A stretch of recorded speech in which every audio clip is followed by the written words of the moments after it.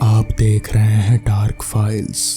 तो चलिए बढ़ते हैं आज की इस कहानी की ओर। सोनू आज अपने ननिहाल जा रहा था। गर्मियों की छुट्टियों के आखिरी दिन थे। यहीं कोई मई जून का वक्त रहा होगा। सोनू ननिहाल पहुंचा और सामने नाना जी को देखकर इतना खुश हो गया कि दौड़कर सीधे उनके गले लग गया। नाना जी भी बहुत खुश थे। आखिर उनकी बेटी का इकलौता बेटा जो आया था। सोनू की उम्र यहीं कोई 8 से 9 साल की रही होगी।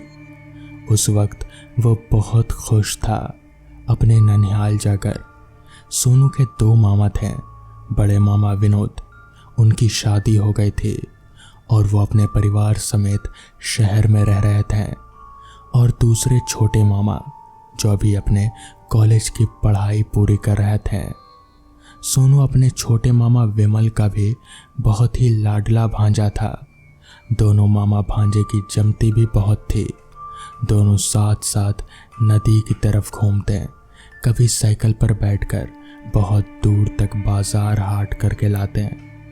गांव में जब आंधियां चलती तो साथ साथ पेड़ों से गिरे हुए आमों को चुनते, जामुन तोड़ने के लिए पेड़ों पर चढ़ते हैं और जामुन खाते हैं। पत्थर मारकर बेरी को तोड़ना और अमरूद तोड़कर भी खाते हैं। इसके बाद जब भी वक्त मिलता तो गाय के बछड़े के साथ बहुत सारी मस्ती करते हैं। एक दिन नाना जी ने कहा, सुनो, हमेशा मामा के साथ ही घूमते रहोगे? चलो जरा मुझे बगल के गांव जाना है, आओगे मेरे साथ? सोनू झट से तैयार हो गया। क्यों नहीं नाना जी, घूमने के लिए तो मैं हमेशा तैयार रहता हूँ, पर हम वहाँ जाकर करेंगे क्या? सब्जी पूरी दाल चावल खाएंगे और बहुत सारी खीर पिएंगे। किसकी शादी में जाना है नाना जी? अरे नहीं बचवा, शादी में नहीं, 13वीं में जाना है। कहो आओगे? मेरे एक मित्र थे जो गुजर गए, बहुत करीबी थे, तो जाना तो बनता है। तुम भी चलो?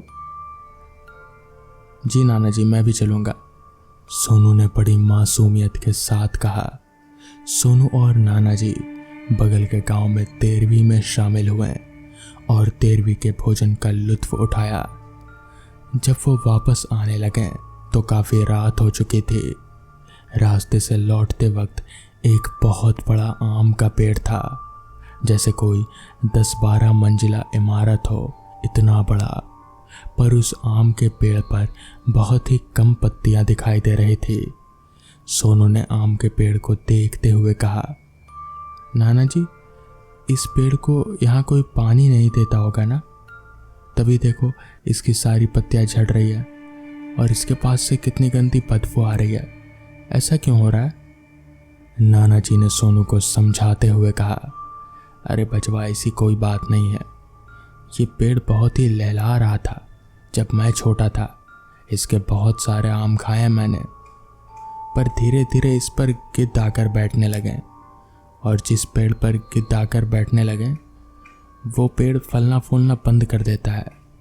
और ये जो तुम बदबू महसूस कर रहे हो ना, ये मरे हुए मवेशियों की है। आज ही श्रीकंतवा की भैंसियाँ मरी है ना, तो उसको लाकर यहीं पर डाल दिया था। ये गिद्ध उसको खा जाते हैं। इस तरह से इनका पेट भी भर जाता है और गंदगी भी नहीं होती। पर नाना जी, मैंने तो कभी गिद्ध को देखा ही नहीं है। आप कह रहे हैं कि वो बहुत बड़े पक्षी होते हैं, मुझे गिद्धों को देखना है। ठीक है, कल सवेरे सवेरे चले आएंगे। तो इस तरफ तुम भी देख लेना, वो बहुत बड़े होते हैं, जैसे कोई इंसान पैर को पकड़कर बैठा है ना, इतना बड़ा शरीर होता है उनका। दूसरे ही दिन सोनू नाना जी के साथ गिद्धों को देखने चला जाता है। गिद्धों को देखकर वो सचमुच में बहुत ही हैरान हो जाता है। इतना बड़ा पक्षी उसने पहले कभी नहीं देखा था। एक रात करीबन 2-3 बजे के दरमियान जब सोनू अपने नाना जी के साथ खुले आसमान के नीचे अपने बगीचे में सो रहा था तो अचानक बारिश होने लगती है। सबने अपनी अपनी पलंगों को बैठकर अंदर कर लिया। उसी वक्त सोनू ने अपने नाना जी से कहा, नाना जी मुझे बाथरूम आया है, चलिए ना। तभी नाना जी ने कहा, 2 मिनट रुको, बरसात बस थम जाए तो चलते हैं। अचानक बारिश थमने लगी। नाना ने टॉर्च उठाई और सोनू को लेकर झाड़ियों की तरफ चले गए। वहां उन्हें कुछ आवाज़ सुनाई दी, जैसे कोई कुछ तोड़ रहा है या फिर कोई कुछ चबा रहा है।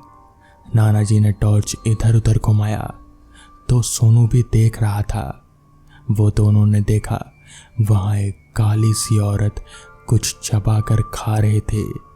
उसकी आंखें लाल थी, बाल बिखरे हुए थे और एक डरावनी आवाज के साथ वो कुछ तो खा रही थी। नाना जी को लगा कि शायद सोनू ने कुछ भी नहीं देखा। उन्होंने कहा, चलो यहाँ जल्दी से, यहाँ गिद्ध बैठा है।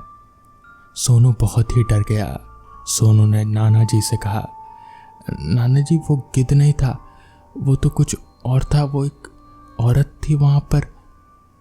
इस पर नाना जी ने कहा, अरे ऐसा कुछ नहीं है, तुमने पेड़ के ऊपर गिद्ध देखा था ना, वही आकर नीचे बैठा है, इसलिए तुम्हें ऐसा लग रहा है, चलो यहाँ से। डर के मारे सोनू अपने नाना जी से चिपक कर उनके पलंग पर आकर सो गया। शायद उसे ठीक से नींद नहीं आई, इसलिए सुबह देर से उठा। जब सुबह देर से उठा और बाहर आकर देखा तो काफ़ी भीड़ जमा थी उन झाड़ियों के पास।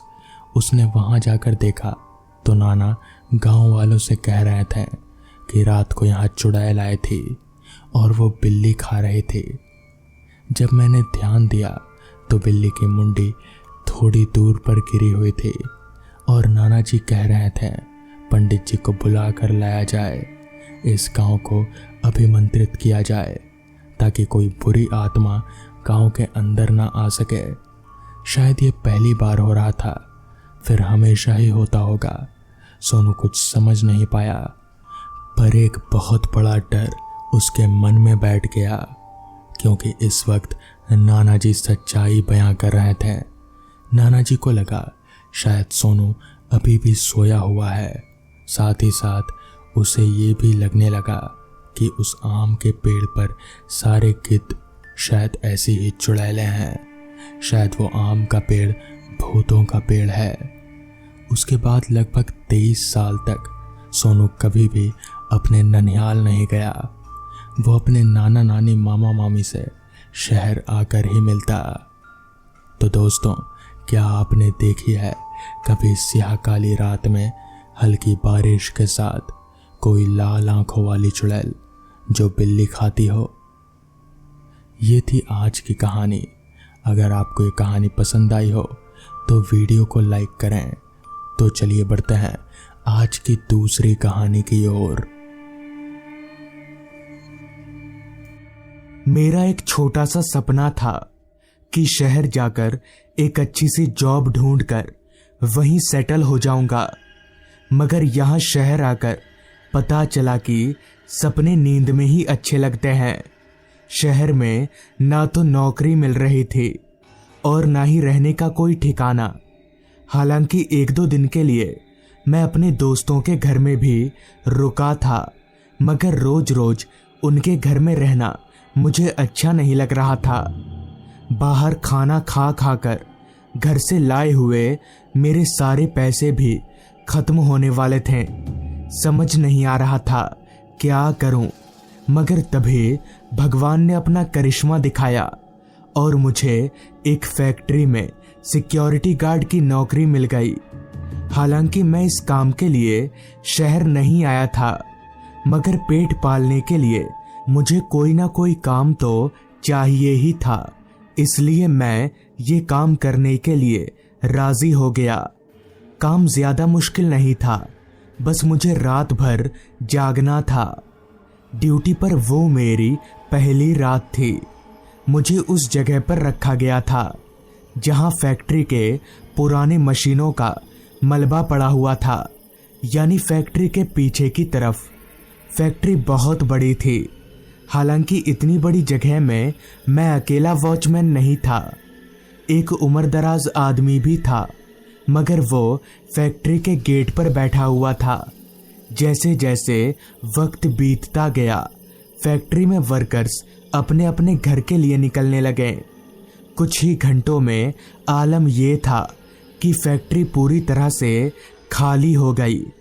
अब ना तो फैक्ट्री में कोई वर्कर था और ना ही कोई मशीन चल रही थी, जिस वजह से आसपास का माहौल पूरी तरह से खामोशी में डूब चुका था। ऊपर से वो फैक्ट्री जिस जगह पर थी वहां आसपास कोई घर भी नहीं था। खैर, एक हाथ में फोन और दूसरे हाथ में टॉर्च लेकर मैं चुपचाप अपनी कुर्सी पर बैठा रहा। रात हर पल और ज्यादा गहरी होती जा रही थी। कहीं ना कहीं उस वीराने में खुद को अकेला पाकर मुझे डर भी लग रहा था, क्योंकि ये सिक्योरिटी गार्ड की नौकरी मैं अपनी जिंदगी में पहली बार कर रहा था। मैंने सोचा वैसे भी कल सुबह तक मुझे बैठा ही रहना है, तो क्यों ना थोड़ी नींद पूरी कर ली जाए। यही सोचकर मैं अपनी कुर्सी पर बैठे बैठे ही सोने की कोशिश करने लगा। अभी मैंने आंख बंद किया ही था कि तभी मेरे कानों में एक तेज आवाज आई, जैसे कोई लोहे की चीज धड़ाम से जमीन पर गिरी हो। मैं हड़बड़ाते हुए उठकर खड़ा हो गया और टॉर्च घुमा घुमा कर इधर उधर देखने लगा, मगर वहां सब कुछ सामान्य था। मुझे ऐसी कोई गतिविधि नजर नहीं आ रही थी। मैंने सोचा शायद मलबे में से ही कुछ गिरा होगा और मैं वापस से अपनी कुर्सी पर बैठ गया। अब मेरी नींद उड़ चुकी थी। पता नहीं क्यों, मगर मुझे अंदर से घबराहट महसूस हो रही थी। अभी मैं कुर्सी पर बैठकर अपनी तेज सांसों को सामान्य कर ही रहा था कि तभी फिर से एक बार तेज आवाज के चलते मैं चौंक गया, मगर इस बार आवाज किसी चीज के गिरने की नहीं बल्कि किसी इंसान के चीखने की थी। मैंने तुरंत अपना टॉर्च जलाया और कुर्सी से उठकर चारों तरफ देखने लगा, मगर मुझे मेरे अलावा वहां आसपास ना कोई इंसान दिख रहा था और ना ही इंसान की कोई जात। समझ नहीं आ रहा था कि आखिर ये सब हो क्या रहा है। मैं खुद को बहुत उलझा हुआ महसूस कर रहा था, लिहाजा मैं भागकर सीधे दूसरे वॉचमैन के पास यानी फैक्ट्री के मेन गेट के पास गया, तो पाया कि दूसरा वॉचमैन अपनी कुर्सी पर बैठकर झपकियां ले रहा है। मैंने पास जाकर उस वॉचमैन को जगाया और सारी बात बता दी। सारी बात सुनकर उस वॉचमैन ने कहा, नहीं नहीं, ऐसा नहीं हो सकता, ये तुम्हारा वहम होगा। इन सब चीजों पर ज्यादा ध्यान मत दो, जाओ अपनी जगह पर। दूसरे वॉचमैन के मुंह से ये सुनकर जहां मुझे हिम्मत मिलनी चाहिए, वहीं मुझे ऐसा लग रहा था जैसे वो मुझसे कुछ छिपाने की कोशिश कर रहा हो, जिससे मेरा डर और भी बढ़ गया। खैर, डरते डरते मैं वापस चलते हुए अपनी पोजीशन पर जाने लगा, क्योंकि ये करने के अलावा मेरे पास दूसरा कोई चारा नहीं था। अब जो भी होगा देखा जाएगा। मैं वापस अपनी कुर्सी पर जाकर बैठ गया और फोन निकालकर चलाने लगा, क्योंकि यही एक ऐसी चीज थी जिससे मेरा डर कम हो सकता था। अभी मैं फोन चलाकर टाइम पास कर ही रहा था कि तभी फिर से मुझे किसी आदमी के चीखने की आवाज आने लगी, मगर इस बार आवाज सुनकर मैं डरा नहीं, बल्कि मैंने सोचा क्यों ना देखा जाए कि ये आवाज असल में आ कहां से रही है। लिहाजा मैं अपनी कुर्सी से उठा और टॉर्च जलाकर उस आवाज की तरफ आगे बढ़ने लगा, लेकिन वो आवाज मेरे कानों में ऐसे गूंज रही थी कि पता नहीं चल रहा था आवाज कहां से आ रही है। लेकिन फिर भी मैं ध्यान से उस आवाज के जरिए को ढूंढता रहा। ढूंढते ढूंढते मैं अब उस जगह पर आ गया था जहां बड़ी मशीनों का मलबा पड़ा हुआ था। तभी मेरी नजर एक आदमी पर गई जो कि एक बड़े से लोहे के मलबे के नीचे दबा हुआ था और वही आदमी जोर जोर से चीख रहा था। मैं दौड़कर उस आदमी के पास गया और उस बड़े से लोहे को हटाने की कोशिश करने लगा, मगर वो लोहा इतना भारी और वजनदार था कि मुझ अकेले के लिए उसे उठाना तो दूर हिलाना भी मुमकिन नहीं था।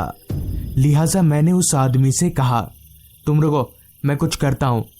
इतना कहकर मैं दौड़ते हुए दूसरे वॉचमैन के पास गया और उसे सारी बात बताई, मगर पता नहीं क्यों दूसरा वॉचमैन मेरी बात पर विश्वास करने को तैयार नहीं था। लेकिन उससे बहुत विनती करने के बाद वो मान गया और मेरे साथ चलने लगा। चलते चलते जब मैं उस बड़े से मलबे के पास पहुंचा तो मेरी हैरानगी की कोई सीमा ना रही, क्योंकि अब उस मलबे के नीचे कोई नहीं था। मुझे मेरी आंखों पर यकीन नहीं हो रहा था। तभी दूसरे वॉचमैन ने कहा, देखो तुम्हारी तबीयत ठीक नहीं है लगता है, एक काम करो तुम सो जाओ, खामोखा मुझे भी परेशान कर दिया। इतना कहकर वो दूसरा वॉचमैन वहां से चला गया।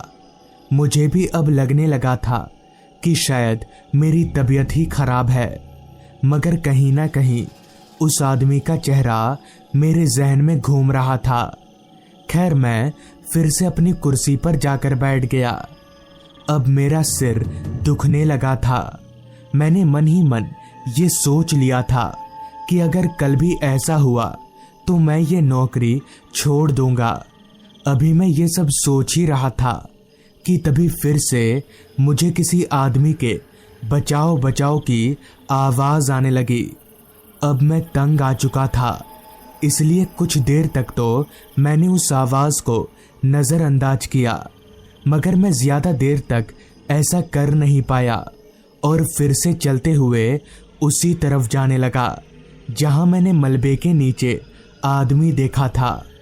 उस जगह पर पहुंचकर मैंने देखा कि वो आदमी सच में उसी मलबे के नीचे दबा है, मगर अब उसका चेहरा इतना खौफनाक हो गया था कि उसे शब्दों में बयां कर पाना नामुमकिन है। तभी वो आदमी एक डरावनी सी मुस्कुराहट लिए मेरी ओर पलटा और अपने शरीर को झटका देने लगा, जैसे वो उस मलबे के नीचे से निकलने की कोशिश कर रहा हो। और अपनी इस कोशिश में वो कामयाब भी हो गया। वो मलबे के नीचे से निकला तो सही, मगर उस आदमी का आधा शरीर ही नहीं था, उसके दोनों पैर गायब थे। वो आदमी जमीन पर रेंगते हुए मेरी ओर बढ़े आ रहा था। मैं समझ गया कि ये कोई इंसान नहीं है, बल्कि ये कुछ और ही है, और अगर मैं यहाँ रुका तो मैं बच नहीं पाऊंगा। इसलिए मैंने वहां से दौड़ लगा दी और भागते हुए दूसरे वॉचमैन के पास पहुंचा। पूरी रात मैंने उस वॉचमैन के पास में ही कटा दी।